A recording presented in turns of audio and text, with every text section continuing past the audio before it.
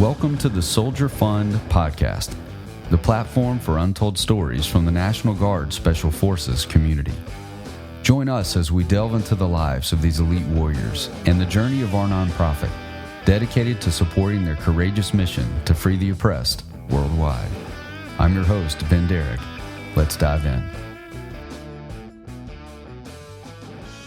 Corleys, starting us off, I just want to say thank you for your courage, bravery to sit in front of that camera and share that story. I know, Steve, you and I have talked about that story multiple times, but it just hits a little different when you know it's going out into the world. So I appreciate both of your candor, and I'm excited about being able to have this part of the conversation that is a little more behind the scenes, if you will, because it's audio. We can get into a little bit more detail about the effects of TBI, the structure of the National Guard. No telling where this conversation is actually going to go.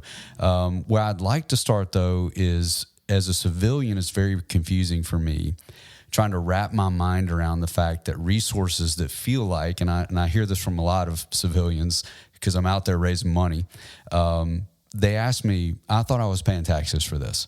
Like, why are we not taking care of our guys? That's a really complicated question. Number one, because we don't want to disparage the Army in any way. You know, we love the Army, right? And the things that it does around the world and for individual soldiers. But there's some problems here when it comes to the National Guard Special Forces community. Let's talk a little bit about that. Yeah. So, I mean, honestly, if you want to talk about it, let's talk about the beginning of the injury. Not to discredit anything with the Mississippi Army National Guard. They were Johnny on the spot. They were calling and checking on me. They called and checked on Monica.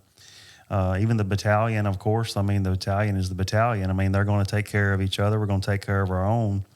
But there for 5 to 7 days, we were in limbo about who was going to pay for Monica even coming to Germany.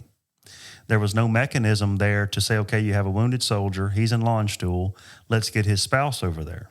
All right? Yeah, Monica, you were saying that lasted about a week. You're just sitting there in limbo, ready to go. Yes. It literally took 7 days. And so I had my suitcase packed the day after he was medevaced, anticipating at any moment someone would call me. And I believe they tried really hard to figure that out. But, you know, things have changed. We're not in an active war like we were 10, 15 years ago. And so I think that planning for those outlier events is something that people have maybe not thought about in a while or has fallen by the wayside. And so for 7 days, I waited. And my husband was alone on this hospital base by himself. And he was having to walk back and forth on this campus, if you will, from where he was being housed to his treatment facility, and with a traumatic brain injury. And I know there were times when he got lost that he told me about. I know that there were times when he just didn't really know what to do, or, you know, he had to rely on a lot of people there and their graciousness to get him food coupons to be able to eat in the cafeteria. And you by nature, you're a fixer. Yes. So you're stuck on go. Yes. You guys are able to communicate, but in your communication, you're picking up on something's not right here. Correct. You know? Yeah. But you can do absolutely nothing about it Correct. because you're all the way over here. Yeah. They kept telling me to wait. Just wait. We're Like, figure this out. They wanted so badly To help and to to do help the right and thing, to fix right? it. They wanted to cover it, but the mechanism just ended up not being there. And so what ended up happening was one of the battalion's former members, who has remained good friends with us, reached out to Steve to check on him. And Steve told him, you know, kind of where we were and what was going on. And he said, oh, that's not acceptable. I'm taking care of that. So he called me and booked a flight for me to be able to get over there and be with Steve the rest of the time that he was at the hospital. Because at this point, you know, with the 7 to 8 hour time difference, I'm not hearing what the doctors are saying. I'm having to take Steve's word for what's going on medically. And with a TBI, it's you just don't know if he's hearing everything correctly. Details get jumbled. Right, exactly. Yeah. So I'm worried about having to take all the information from him and not hearing it from the doctors and the therapists themselves, not knowing, what's correct and incorrect. And so it was just an incredibly stressful time, just sitting and waiting and not being able to hurry and get there. Well, let's back up for just a second, because I think this also creates a lot of confusion. Absolutely. We talk about the global war on terror, and as Americans, we have kind of a general understanding of what that means, which is, this is another big problem, how separated the civilian population is from what the military is actually doing. I have a lot of compassion, though, when we start talking about the National Guard. My uncles are in the National Guard, and I have this idea of what that means, right? My dad was active duty during Vietnam as a Marine, and they even treated each other differently. Sure. David went to, I'm National Guard, very proud of their service, but it had a rhythm to it. That's not the rhythm that you guys were describing on this video, and not the rhythm that I now understand. National Guard Special Forces 20th Group, that is a very different rhythm than we're going to have 1 weekend a month, 2 weeks a year. That's correct. Unfortunately, the global war on terror at this point now, or at this time of this injury, had been going on now, for over 20 years. And unfortunately, like you said, as a civilian or as the population, you kind of become numb to it, right? You become numb to what you see on TV. You become numb to the funerals. You become numb to the nightly news about what's going on in the world, and it's almost like it's acceptable, right? I mean, It was one of those things that just happens. And a distrust of the media is there. 100%. So we don't know, are we actually hearing the truth? Correct. Or, and often we weren't. Correct. Right. Correct. And then you have multiple administrations coming and going, and so there was there was a lot of confusion about what the mission is, what is our role, what's our job, what are the things we're supposed to be doing while we're there. At the end of it, what was the end state? Okay. The mission in Africa, as everybody has watched on the news, excuse me, Europe and the EU definitely has an immigration problem with their immigration policies. Because of the nature of the former Northwest African countries, or the countries that are Northwest Africa, they were all former French colonies, which granted those people and their first generation was actually French citizens. So according to the EU, if a guy or a gal or a person gets to Europe, they can go anywhere in Europe because they have a passport that's stamped with an EU member. Wow. So if they come ashore in Spain or France, they can go to England because they have this EU passport. Okay. So that's where you have this massive thing that's going on, where you have this violent extremism that's coming from Africa. These people are receiving all this education from ISIS. ISIS is the remnants of Al-Qaeda. They're just the A-team, whereas Al-Qaeda was really more of a religious movement. These guys are truly organized and funded. That makes sense about the strike you were talking about, how coordinated it was. 100%. That's how you guys knew. This is not. Yeah. These guys are trained. These are real people. This was a real deal. And so you start seeing all this, and that's really what our mission was. So it was really, to me, it was a great situation to know that was our goal. That was our mission. There was to support this country, our partner country, working with them to reach an end state. So you had a clear, set, and defined objective. Yeah. As a barrel-chested freedom fighter, that's a big deal. Big deal. We need to be going over there for a purpose. For what reason? Yeah, right? Exactly. We're leaving family. Right. We're highly trained individuals. Right. We're going not into harm's way. Yeah, we're not going over there just to take up space. We need a job. That's right. Right. Nobody wants to go over there and be unemployed. Right. That's right. Nobody wants to sit over there and babysit a base. Which, this kind of puts a little color around. I mean, my gosh, man, you hit a Connex, then you hit a truck, and you're thinking, I don't want to leave. Yeah, correct. Right. But yeah, it's Charlie Mike. Right. Right. which is a little bit different mentality, but it's part of the community. Correct. Right? Even Monica even used a spouse. I understand that. He wanted to finish this deployment with honor.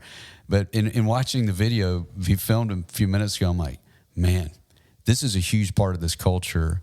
And I think as many positive things as there are about it, it can make it difficult to know what the needs actually are. Correct. You know, that's a part that I do have a little bit of understanding around the larger machine or the civilian population.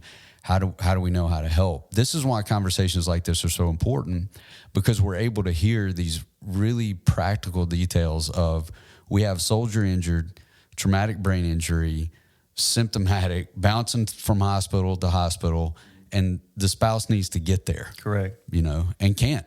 Right. Because of limited resources or the inability for those resources to be pointed to you in a timely fashion. That's correct.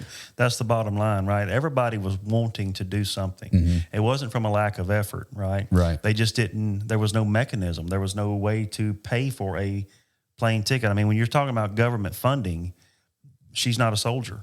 So how do you pay a spouse's plane ticket? Yeah. Where is that money at? Where is that mechanism, right? So that was the biggest, the biggest sinkhole, I guess. That was the spot they kept stepping in. And like she said, the former battalion member who actually retired from the battalion, Bill and Lauren Sparks, actually had at the time had a ton of frequent flyer miles, and he graciously just donated, whatever we needed to get her over there. A couple $100,000 probably. Yeah. To get you over to Germany. Exactly. Yeah. And she was able to stay with me for a couple of weeks. And was there actually, and was able to go to the doctor's visits with me and to hear the things that she needed to hear, up until the point, I guess, just prior to my discharge from Launch Stool. So Launch Stool has a TBI center. It's a 4-week traumatic brain injury center that's there, and it's a full comprehensive thing. I mean, you're going to go from, I didn't even know there was a optical therapist, but there is. You're going to go through vocational therapy to make sure, that you're okay to be in a professional environment, that you don't have some issues that are going on there that may cause you to say or do something that you shouldn't do. Physical therapy, you're going to meet with, a psych a couple of times a week. So it's a very, very detailed, very comprehensive session a clinic that they have there. So there's no knock to them. Yeah. The one thing I would add to that, though, that would have been helpful is evidently you can have an MRI without contrast and an MRI with contrast, and the contrast shows the real damage. Well, typically when soldiers are injured around the world and they're sent to Launch Stool is intended to be more of a reception center and a life-saving center. And so once they know that soldier is not in danger of losing their life and is capable of being moved to wherever, then they're moved on from Launch Stool back to the States to Walter Reed or wherever they're going to go if they need more therapy. And so when they did their MRIs at Launch Stool, they were without contrast to make sure that there were no brain bleeds or lesions or things like that. And they're looking for lethal injuries at that point. That's right. Right. Triage. That's right. But none of this was explained to us at that time. So we had no idea that there was a difference until really long after Steve got home, and these problems had manifested months and months later, and there was like going to the VA was not an option. So because he was full time in the Guard, so he couldn't even go to the VA hospital and get treatment. He was expected to use, since he had track your insurance, go to the doctors. Local providers. We call it on the economy. Yeah. And which is all well and good, but they don't have knowledge of military-related injuries, and there are differences because of the PTSD, for example, that may come along with, what the soldiers have seen and experienced when they were in the field. And so I just happened to facilitate. It really got crazy. Bless his heart, Steve was just not in a place. I knew he was not going to advocate for himself. He just was not in a place mentally to be able to do that. He was just like, well, I feel fine, so I'm fine. Well, this is part of the code as well, right? Correct. Yeah. Like unless they're like you guys referenced in the video, unless there's a broken arm or something like that's visible that I really don't have to explain. Yeah. I run into this a lot with the work that I do with you guys, is that the hidden injuries, those don't get disclosed. And often we want to throw that on, well, I don't want it to make me non-deployable, or I don't want this to affect my security clearance. But really, I think it's a part of the culture that is self-sacrificing, for lack of better terms. Correct. Yes. Like I'm not going to complain about this. Everybody's broken some way. That's right. I got some things going on, but don't we all? Don't we all? Because the mission is more important than the soldier. Correct. Right. And so it was at a point at home, the anxiety and the anger, it was becoming disabling, and it was definitely taking a toll on our marriage in a lot of ways. And so basically it got to a point where like I said, he felt fine. So he thought he was fine. And so he would let me know, well, I'm going to see my primary care physician, blah, blah, blah, whatever day. And so I would have to make an appointment with the primary care physician the day before for myself. And then when I got in there, say, hey, just so you know, Steve's coming tomorrow and he's going to talk to you about this. But I know he's probably not going to tell you these other details that are going on. So I had to kind of get in front, and this was my way of helping him and advocating for him, because in my opinion, he was not in a position to advocate for himself due to the brain injury. And these emotional things that you're referencing, I think it's important for our listener base to say, because hopefully a lot of guys, men and women inside the unit, are going to be listening to this. Right.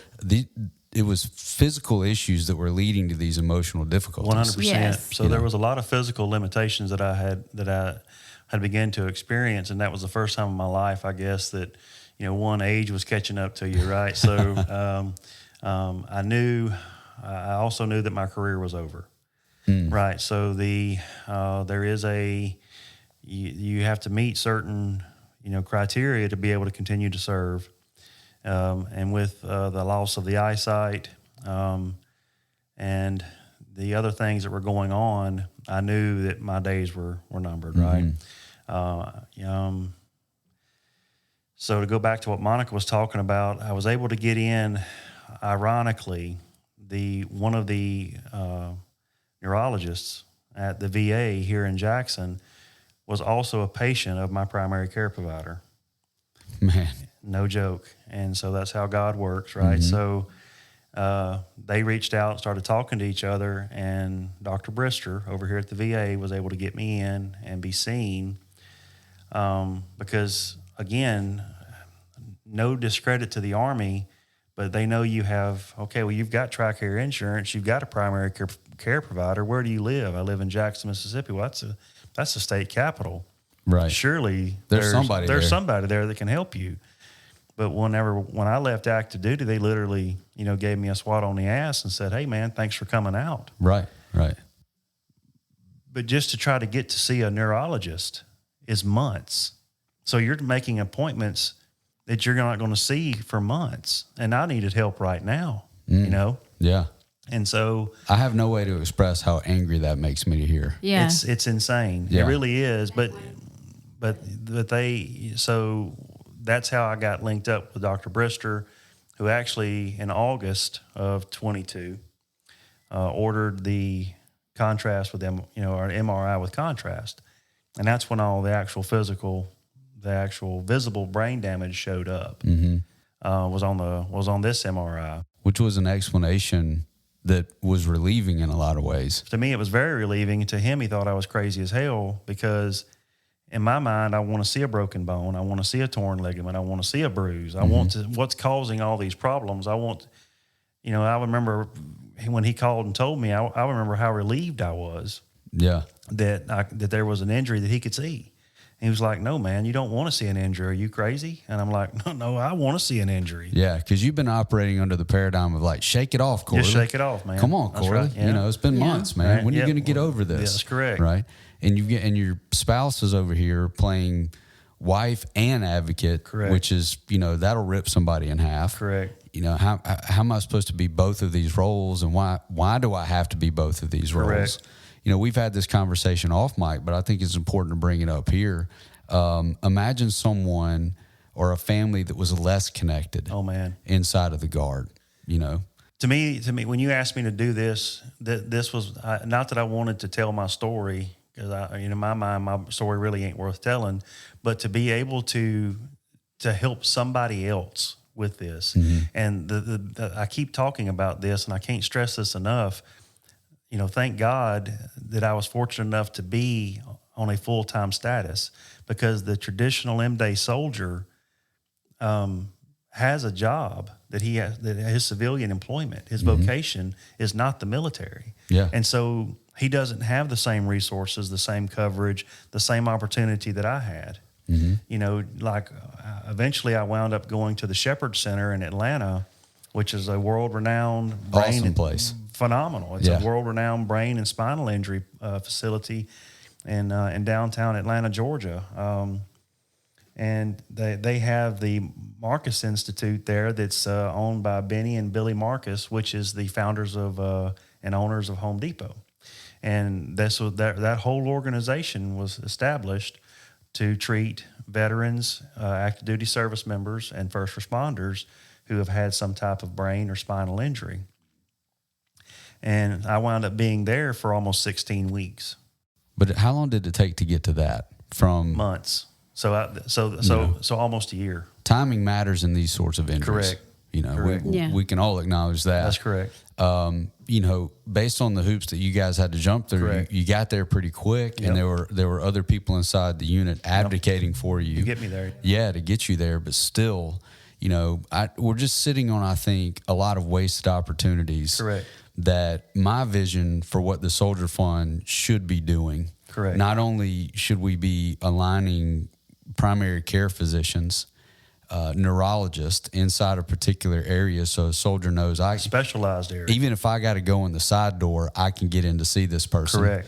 The other side of it, though, is how much difference would $5,000, $10,000 done in your situation, in y'all's situation, initially to know, all right, we have identification of resources and we have the money to get there, right? And especially if you weren't AGR at the time.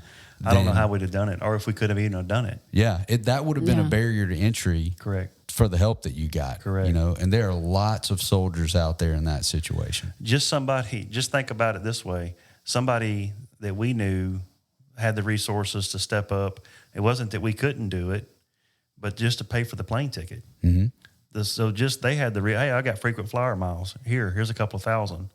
Yeah. And literally got her over there and to prevent us from having to pay for it. Yeah, because that's not right. I mean, it's not. What was stopping all you guys paying the ticket and just getting over there was people like, no, that's not right. We're going to take care of you. Yeah. We're going to do this. And bless their heart, they were trying. Yes, but there was no mechanism there. Yeah, there are a lot of people behind the scenes trying to push solutions your way, but they're very disconnected. And Monica, the language you've used as we've been advocating here in Mississippi for this problem is that these soldiers are falling through the cracks. Yes. This is what's happening. It's not that there's no safety net or no systems or the government's completely unaware. No. The Army doesn't know. It's just that these soldiers like you are falling through the cracks, and the spouses are trying to catch them at the bottom, push them back up, get them into these areas where they can receive help. But it's an exhausting process. It is. And a lot of people would ask, well, how could they possibly be falling through the cracks? And so you have to understand where a traumatic brain injury is concerned, the effects, the symptoms of a traumatic brain injury typically do not start manifesting until weeks or even months later. So it took several months for his injuries to really start to manifest and to show themselves. Well, by that time, he was demobilizing and coming home.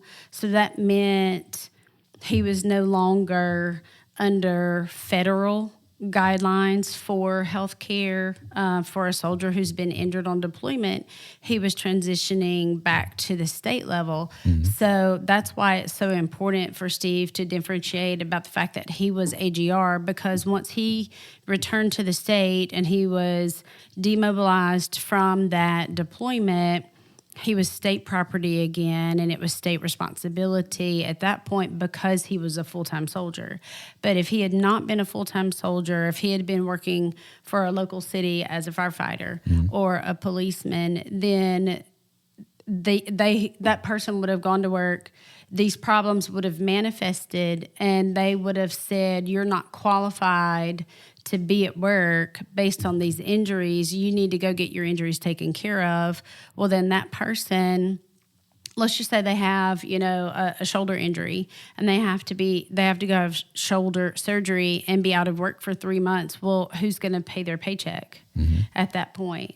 And you're not going to retroactively get something from the military because that person has already demobilized. So there are disconnects there. And then with the special forces, the crack is really, really about just their ability to talk about things. That culture, they're just things that they know that they cannot talk about. And so, what was he supposed to do? Come home with a year and a half left before his retirement eligibility, and say, hey guys, I'm sorry, but I have a brain injury, so I'm just going to bow out.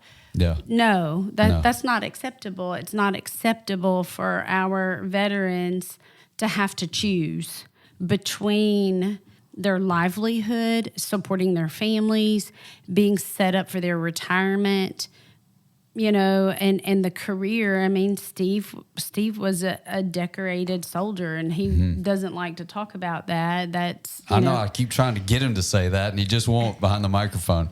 He won't say that about himself, but I'll say that Steve was a rock star. That's right. At his job and what he did, and so for him to have to face limitations, for him to have to face physical issues, such as the anxiety that was just debilitating at times, many times, the cognitive lags that he was having, and he knew before that brain injury that they did not exist. Right. And, Steve was on a career path to come home and attend, was it Sergeant Major School? Sergeant Major Academy. And to attend the Sergeant Major Academy. You had plans. And make Sergeant Major. And he had no plan on retiring anytime soon from the military prior to that injury. So once the reality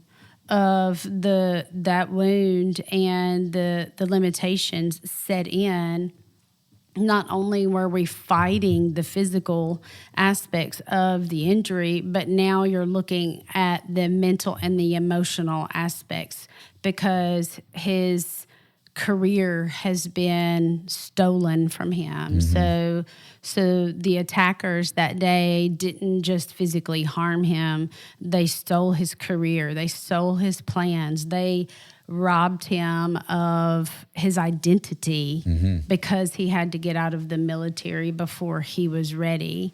And so naturally that's going to flow over onto the family and the way that affects the family, So don't have small children at home, but you take a soldier in his position who does have small children at home, and the way they may be talked to or treated, not intentionally, but just because of what all's going on and the stress and the anxiety. So now you're creating generational issues for those children and the spouse. And there's just no help. And I don't mean this in a horrible way at all, but living here, being in Jackson, everybody says, well, go see a specialist for such and such. But specialists here are just really not as specialized as what you think they are. And so that was another thing that we were looking at is, okay, well, he had very severe damage to his peripheral vision in his left eye. He needed to see more than just a regular eye doctor. He actually needed to see a neurologist, neurooptometrist, and there are none here. Yeah, that's a good word. There are none here. Yeah, there are none here, and so we didn't even know that until he went to the Shepherd Center through the SHARE program over there. And so when you start getting into the very specialized care that the soldiers need, a lot of that is just not available here. They have to travel to get that. So again, who's paying for that? Mm-hmm. Who's paying for their house note while they're away receiving therapy for 3 months at the Shepherd Center or 4 months while they're at the Shepherd Center? Who is paying for their travel to get there? Who's paying for the meals while they're there? So many things. Yeah. So injuries are expensive. Yes. Yeah. Yes. And that's where a lot of times people just say, "Oh, well, I'm okay. Mm-hmm. I'll deal with it." But what happens is a lot of those families end up falling apart. And so either way, it's generational disaster. Mm-hmm. If the soldier doesn't get adequate treatment. Yeah, this is what actually pulled me in. This story is not at all about me, but I do get this question like, man, why do you give such a damn? Yeah. My backstory is growing up in the home of a Vietnam veteran who has had PTSD my whole life, and he's lived a very functional life, very successful life. For me, it was just that. But the more that I've engaged with the military population, the more I began to understand this guy's been suffering his entire life. Yep. It becomes a new norm, right? That's right. And did it affect the way that he was a father? I'm sure that it did. And I've got no beef against my dad, but it certainly was something that he was fighting through to try to raise 2 sons, right? So this generational impact is an extremely big deal for me. And being able to take resources and point them towards this problem and to understand this is not a small problem. This is a very large problem. Correct. It's a very small population when you look at the broad scope of big army, Correct. Right? They're special forces for a reason. They're a unique set of people. But being able to point resources towards that issue to mitigate how this injury or these injuries are affecting the generational impact there. This is a much bigger deal than let's just pay for a plane ticket. Yeah. And you just hit on something else. So when you talk about someone who is full-time U.S. Army, they're attached to a base, typically a very large base. So if they are injured on a deployment, when they return to the base that they're attached to, there's a nice, huge medical facility there. Within arm's reach, yeah. Yep. Yeah. As it should be. Correct. Yes, and that soldier and their family is very well covered in all of that. But when you look at the National Guard, so in Mississippi, we don't have a large base. We don't have a large facility like that to turn to. We are a rural state, and we house one of 2 National Guard Special Forces units in the country. Mm-hmm. So a lot of people come from all over to Mississippi to serve. So when they're hurt, who should take care of them? The state that they're from, where they pay taxes to, but they're not serving in because that's not where their unit is, mm-hmm. the state where their unit is, or the federal government. Well, to me, the answer to that is yes. yes to everybody. Right. You know, it's that's not how the government sees it. Right. And it's not that the government doesn't want to take care of our veterans, I don't believe.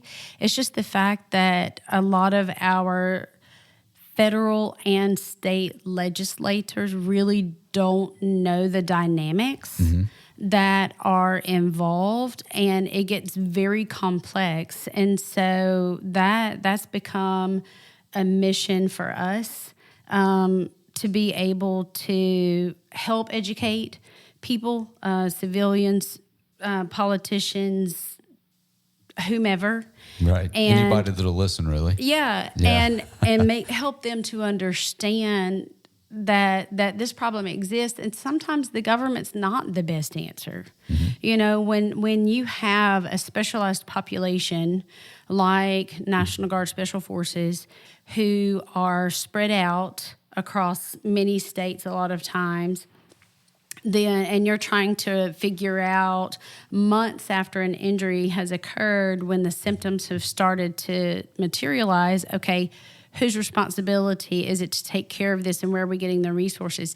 That's the most critical time for an organization such as the Soldier Fund to exist, because you can go into that unit and you can offer resources and help and get them to where they need to be without having to deal with the bureaucracy that comes with going through the government and the weight of how long it takes to get something done. You know, we just don't have the resources in Mississippi that we need to, even from a medical standpoint, when it comes to, you know. I remember thinking when I left Germany, you know, having the facilities there, continuing with some therapy and stuff that I was doing there. But when I left, like, when it really hit home was, there will be no case manager, right? There's not when I leave here, there's not going to be a case manager that follows me home. Or emails me or gives me a phone call checking in on me. It's on you, brother. It's on you, brother. Yeah. And so that's when it really hit home. And then it was like, well, wait a minute. If I'd known it was going to be that way, I'd have been making appointments months ago. You know, like just going and meeting with my primary care provider, who's phenomenal, who can actually, you know, send out, you know, referrals. But those referrals are months before you can see somebody. Yeah. And so it's like, well, hell, if I'd have known that, I'd have been doing this in April. Yeah, you know? Long time ago. And we just didn't know. You don't know what you don't know. That's right. And so I think not only financially the Soldier Fund can step in, but they can also have this, hey, man, here's a flow chart. You know, this is a which way diagram. Yeah. Here's the things you're really going to have to be looking at. These are some lessons learned. And you know, here's a schematic of how this is going to play out. Yeah, that's definitely the vision I think that we have. On top of that, you know, I would love for, if this is a National Guardsman that's trying to navigate this. Correct. Speaking of stamping the passport, I want to stamp that prescription pad. Yeah. We're going to fast track this soldier to the front of the line. Correct. You know, they're not going to wait with Gym Pop and try to get an appointment 4.5 months from now. Correct. You know, that's the truth. This is an acute situation. And I can tell you right now, if I was standing in that line and they said, there's a soldier that has experienced TBI on deployment, would you be willing to step to the right and let them go to the front of the line, fast pass this stuff? I would say any day of the week. So a lot of it is about being an advocate, about information. And I know in the future I would love to just dive in a little bit more into y'all's story. But I'd like to catch the listeners up to where you guys are now. You mentioned, you know, this is part of our mission to, you know, we want to let people know, we want to get information out there. You guys are, I term you often a power couple. You know, you guys are a great combo because of how you know to speak about things and the level of respect that you have within the community, both in the military and in the community where you live. You know, for you, if you could design some sort of perfect scenario, or you could let the listeners know this is actually what's needed that would make the largest impact the fastest. I know that's a very large question I'm hitting you with, but what would that look like? What would that solution look like? You brought up a caseworker. We've talked about money. I mean, where do we go from here? I mean, definitely, as far as my experience goes, I think the caseworker possibility is definitely something that should happen. I think that states should have caseworkers whose sole responsibility it is to work the medical cases of the National Guard soldiers. And so those caseworkers need to have all of the resources at their hands. They need to know, okay, like I've just been notified that one of our state guardsmen has been injured overseas, and so I'm looking at his file medically, and these are the services he's going to need when he comes home. So I'm going to have him lined up to see case primary care. I'm going to have him lined up to see neurology, and we're going to have this follow-up testing. We're going to have him in behavioral health, cognitive therapy, physical therapy, ocular therapy for his eye, like any of those injuries. So having the caseworkers who are solely dedicated to following those service members and ensuring that they're getting that kind of treatment until a doctor says, you're good. Yeah. My services are no longer needed by you. There's a lot of freedom in that too, because you're not having to decide, well, should I do this or shouldn't I do this? Correct. Somebody's telling you what you're going to do. You're going to do this. Correct. Yeah. So to caveat what she's saying though, the state, the National Guard, the Mississippi National Guard does have caseworkers, but I think there's 4 or 5 for the entire Army National Guard in Mississippi. So the workload is horrendous, right? And so now you're adding a truly complex situation to an already overtaxed workload, right? Yeah. And so where I could see the Soldier Fund stepping in is having some volunteers or having the ability to pay a caseworker to step in and say, hey, I can do this, this, and this. I can, whatever, a side hustle. I don't care what it is, as long as that person, though, has the ability to look at medical records, right? So now you're looking at different, accesses to different programs, and to help you, though, navigate getting to these specialists, being able to call, Dr. So-and-so and say, hey, I've got this. Surely to God, you can swing him in on your lunch break. Yeah, that's right. Yeah. Surely he doesn't have to wait 4 months, right? Yeah. Because nobody ever called and said, hey, I've got a wounded soldier. Right. Because these are good old boys around here. They'd have put somebody to the side, right? They'd have saw me on a Saturday morning. Yeah, no doubt. No doubt. But nobody ever educated that person or that clinic about what was actually going on. And I think that advocacy and then somebody that's going to, drive it home is something that's truly needed. But again, that's outside resources. That's somebody that's going to step in and say, nope, hang on, I know a guy. Yeah, that's it. That personal touch, right? That's correct. Monica, that's always what you're talking about. It's just someone who has that intimate knowledge of the force, force and family. We talk about that a lot. Yeah. Interestingly enough, we also talk about humans over hardware a lot as well. And this is actually what we're trying to do at a civilian level is say, okay, let's get some people in the room. We already have volunteers that are getting after this, trying to, it's a heavy lift. We're building the plane while it's in the air. Correct. But the more that we tell these stories, I think the more people are going to come around this problem and start to figure out how do we point resources at it that are independent of the government, because the government is going to do what it needs to do, what it's trying to do at the speed that it can do it. The speed of government. That's right. What we're going to do on the Soldier Fund side is be able to get there very quickly and also get a pattern of how we go about doing this. Correct. Because the unfortunate side of what we know is that war's not stopping. That's not. It's not going to stop. It's not. Right. So the new generation of soldiers that are coming through in the Special Forces, National Guard Special Forces community, we have a desire and a belief that we can help them better if we are able to organize. I mean, I have never seen a group of people more dedicated, talented, and capable than the National Guard Special Forces. Yep. That's just a fact, Jack. Yep. So if we can get some of those people in the same room and figure out how to apply solutions and the right solutions, but it means we've got to start how do I put this delicately? We've got to start listening to the community like we're listening today, like I'm listening today. Well, and you also have to address the political element, and I've been an elected official in our community before, so I'm not saying this just as a civilian who really has no clue how that works. Write a letter. Write a letter, make a phone call, show up at a board meeting, right? Yeah. So I understand that the politics that are involved. I understand, the federal government gives money and it's filtered to the state this way and everything's tied to Manning. I understand all of that. But at some point, we have to stop using a blanket approach to try to address everything at one time in one way. And that's what happens with government. It's no different than in education, because I'm a retired educator, so I'm qualified to say that. The federal government sends down these mandates and the state puts out, policy for how we're going to handle these things. And it's a one-size-fits-all plan.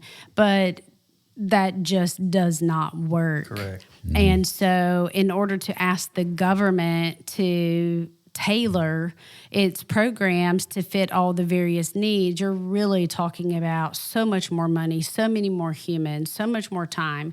And so it's not built to do that. Correct. Yes, it's not. And that would be great if we got to that point someday.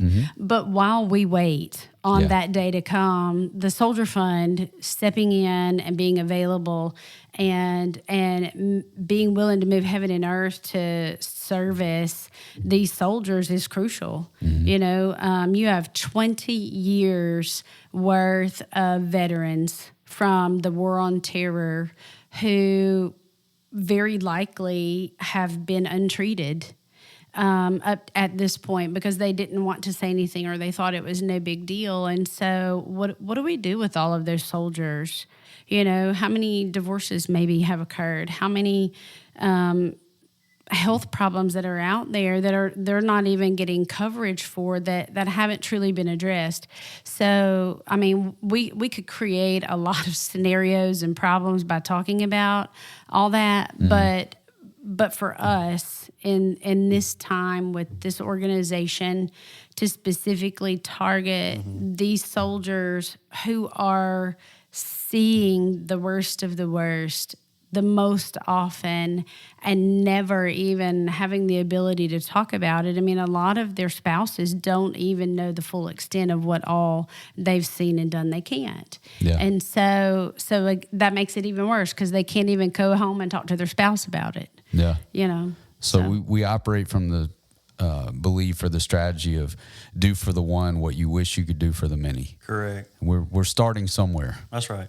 Well, I think what she's saying, when you're a hammer, everything looks like a nail. Right. Yeah. Right. So what we need to do is really get centrally focused on this, right? So what you're talking about here with this organization is being able to move in rapidly and from a very quick, flash to bang. These are the things that we know we're going to have. Here's what we got to have in place day one. Here's the things that we're going to start executing, right? That's what we're talking about. Yeah. Instead of, moving at the speed of government, we need to be moving very rapidly and getting some things going. And eventually the government can catch up. Correct. And thank God when they do. Correct. That's right. Yeah. Right. Well, I can say, we started this way. I want to end this way. I'm honored to sit at the table with the two of you.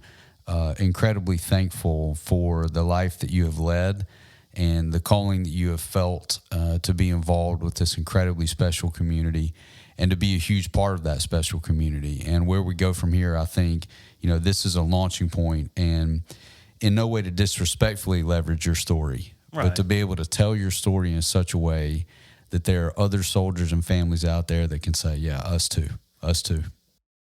To me, that if you're helping one person, the reason I, like I said, reluctantly gave in to do this was because there is a need here, right? And to be able to get out there, and if we can help one person or one couple, then all of this has been worth it, right? Yeah. If we can just fix something, right? If you can get in front of something, this is going to happen again. I mean, you can ask the guys that just got back from Syria and Iraq how many times they were shelled with which is basically a cruise missile, right? You're talking about something the size of a pickup truck, coming onto a fire base, and how those guys were not injured or hurt. It's just, it's incredible, but they're going to go back. Yeah. And the next time's not going to be that lucky. Mm. And so that's the reason that this thing needs to be up and running and going, by the time because this is going to happen again. It's a perpetual cycle, and it's going to happen again. Thank you for tuning in to the Soldier Fund podcast. If you're inspired by the stories of these elite citizen warriors and want to support their mission, visit us at thesoldierfund.org. Your contributions help us to continue to back the Special Forces soldiers of the National Guard as they fight around the world. Until next time, stay committed to stand with those who serve.